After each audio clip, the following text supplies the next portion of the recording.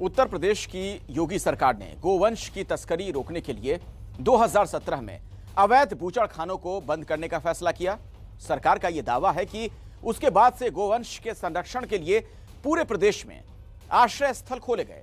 गोवंश की देखभाल करने वाले परिवार को 900 रुपए महीने देने की योजना शुरू की गई। कुपोषित परिवारों को आश्रय स्थल से गाय देने की योजना लाई गई।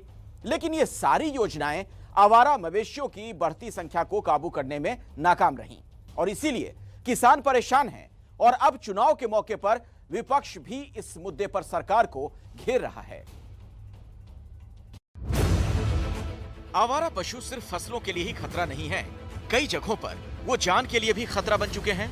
पिछले हफ्ते मुरादाबाद के कटघर इलाके के एक बुजुर्ग किसान एक सांड के हमले का शिकार बने। 70 साल के बल सिंह उस वक्त अपने खेत में काम कर रहे थे। हमले के बाद उन्होंने शोर मचाया तो आसपास के लोगों ने किसी तरह उन्हें बचाया, लेकिन तब तक वो गंभीर तौर पर जख्मी हो चुके थे। हमारे पापा खेत पे रहते हैं और ये थोड़ी सी लकड़ी तोड़ने के लिए गए हैं। वहाँ पर पिस्तौल ज्यादा छोड़ रखे हैं, लोग बाहर बहुत ही ज्यादा रह रहा है, मतलब है 8 तक जानवर है वहाँ पर, एक से एक बढ़कर खतरनाक है वहाँ पर। और हमारे पापा लकड़ी तोड़ रहे थे, वो गाय इनसे जरा थोड़ी सी आगे चल रही थी। आगे चलने के बाद में ये गाय को छोड़ दिया उनने और इनके ऊपर इन्हें हमला कर दिया। यूपी में आवारा पशुओं के इसी आतंक को लेकर समाजवादी पार्टी के अखिलेश यादव लगातार योगी सरकार को घेर रहे हैं।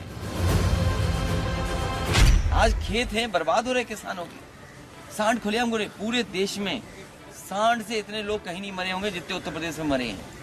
सबसे ज्यादा जाने गई उत्तर प्रदेश में, सांडों ने मार दिया लोगों को। हालांकि योगी सरकार का दावा है कि आवारा मवेशियों को रखने के लिए प्रदेश भर में गौशालाएं बनाई गई हैं। लेकिन उन गौशालाओं के रखरखाव को लेकर लगातार सवाल उठते रहे हैं। इसके अलावा आंकड़े ये भी बताते हैं कि पिछले कुछ सालों में प्रदेश में आवारा जानवरों की संख्या बढ़ी है। भारत में करीब 20 करोड़ मवेशी हैं, जिनमें से सबसे ज्यादा उत्तर प्रदेश में हैं। इसकी वजह है कि जहां देश के बाकी राज्यों में मवेशियों की संख्या में करीब 3% की गिरावट दर्ज की गई, वहीं उत्तर प्रदेश में उनकी संख्या 17% बढ़ गई। आवारा पशुओं की समस्या से नाराज एक किसान ने पिछले हफ्ते बीजेपी विधायक को एक कार्यक्रम के दौरान थप्पड़ मार दिया था।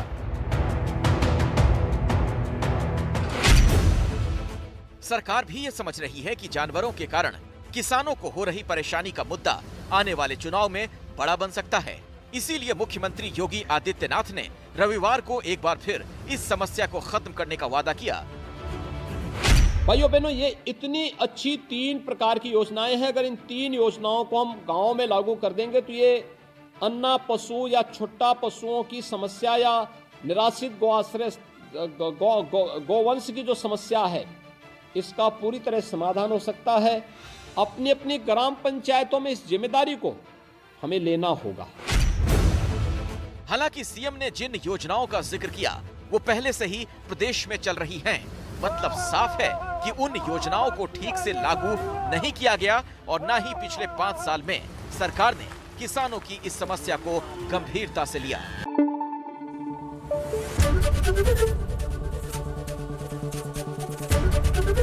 एबीपी न्यूज आपको रखे आगे।